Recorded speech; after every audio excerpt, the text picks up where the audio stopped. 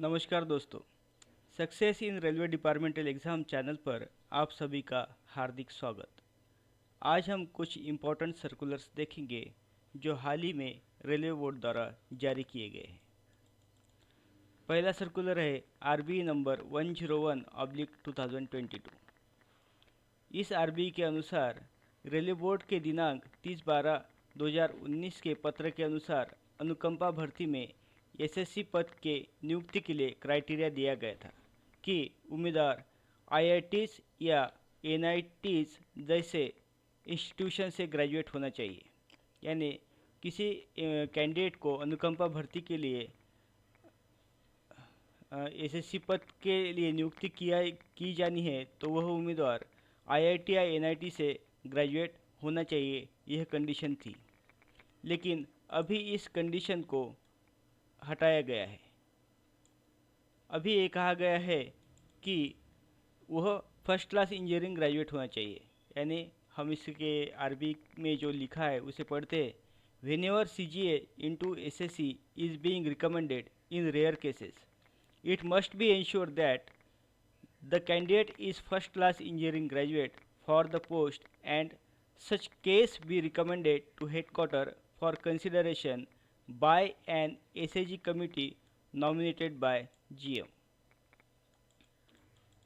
Next circular है railway board का letter number 2022/5/1/NER/दलवीर dated 25/8/2022। इस लेटर में कहा गया है कि जो मेडिकल एग्ज़ाम होता है आरआरबी से सिलेक्ट हुए कैंडिडेट्स का, examination of medical fitness of candidates who have undergone LASIK surgery, जिनकी लैसिक सर्जरी की जाती है, या मेडिकल एग्जामिनेशन में जो पाया गया कि कैंडिडेट की लैसिक सर्जरी हुई है तो वो किस पोस्ट के लिए फिट या अनफिट होगा। यदि वह पोस्ट जिसका मेडिकल क्राइटेरिया A1, A2 या A3 है तो उसके लिए वह अनफिट पाया जाएगा, और B1 और B2 है तो फिट होगा, लेकिन कुछ स्पेसिफिक कंडीशंस दी गई है। लेकिन C1 C2 के पोस्ट हो तो वह फिट होगा। नेक्स्ट है आरबी नंबर 98/2022। इसमें यही इम्पोर्टेंट सर्कुलर एमएससीपी से संबंधित है। इसमें कहा गया है कि सीनियर कॉमर्शियल क्लर्क से गुड्स कार्ड का किसी का प्रमोशन होता है या सीनियर कॉमर्शियल क्लर्क से ईसीआरसी का प्रमोशन होता है। यह दोनों प्रमोशन यानी सीनियर कॉमर्शियल क्लर्क से और गुड्स कार्ड, यह एक ही ग्रेड पे में, एक ही लेवल में, तो यह प्रमोशन काउंट नहीं किया जाएगा क्योंकि इसमें फाइनेंशियल बेनिफिट्स नहीं है, यानी कोई भी फिक्सेशन नहीं होता है। तो यह कहा गया है कि this promotion should not be constituted as promotion and therefore may not be reckoned for promotion for grant of financial upgradation under MACPS, as these promotion are in the same GP/level without the benefit of pay fixation। Next है RB number 93/2022। इसमें कहा गया है कि JEE वर्ष 15% की जो vacancies होती है उसे इंटरमीडिएट अप्रेंटिस कोटा भी कहा जाता है।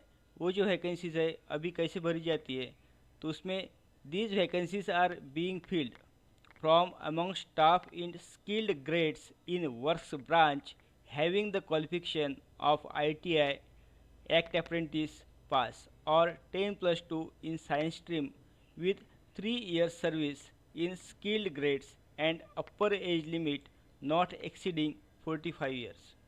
यानी अभी जो क्राइटेरिया है, जो एलिजिबल कैंडिडेट्स है, वो वर्क्स ब्रांच में स्किल्ड ग्रेड्स में जो हमारे एम्प्लॉय काम करते हैं वो एलिजिबल है जेई वर्ष के लिए 15% कोटा में। तो उनका क्वालिफिकेशन होता है ITI या एक्ट अप्रेंटिस पास होनी चाहिए या 10+2 इन साइंस स्ट्रीम में होना चाहिए, और उनका 3 इयर्स की सर्विस होनी चाहिए स्किल ग्रेड में, और एज लिमिट 45 ईयर से ज़्यादा नहीं होनी चाहिए। लेकिन अभी यह डिसाइड किया गया है कि artesian helper Level 1 are also eligible for JEE works having experience of 3 years against 15% intermediate apprentice quota। Next है आरबी नंबर 97/2022। इस आरबी को पढ़ते समय कुछ फुल फॉर्म्स मिले हैं जो जूनियर क्लर्क ओएस या सीनियर क्लर्क के एग्ज़ाम्स में आ सकते हैं। तो यह है पहला PWBD, तो इसका फुल फॉर्म है पर्सन्स विथ बेंचमार्क डिजेबिलिटीज़। दूसरा है DEPWD यानी department of empowerment of persons with disabilities. इसमें reservation in promotion to PWBDs वो है 4%। हम जानते हैं कि DR कोटा में भी 4% है और अभी प्रमोशन में भी 4% रिजर्वेशन दिया गया है।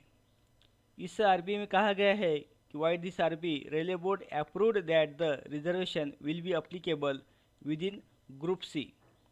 ग्रुप सी में यह रिजर्वेशन अप्लीकेबल रहेगा। उसी तरह से जो प्रमोशंस होते हैं from group C to group B, उसमें भी यह अप्लीकेबल रहेगा।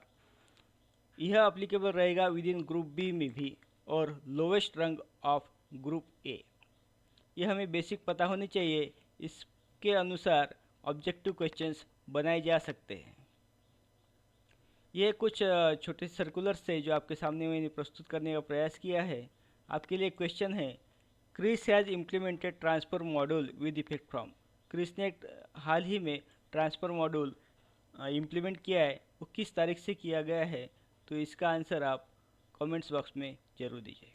मेरा यह प्रयास आपको यदि पसंद आता है तो कृपया वीडियो को लाइक करिए, शेयर करिए और सब्सक्राइब करिए। Thanks for watching.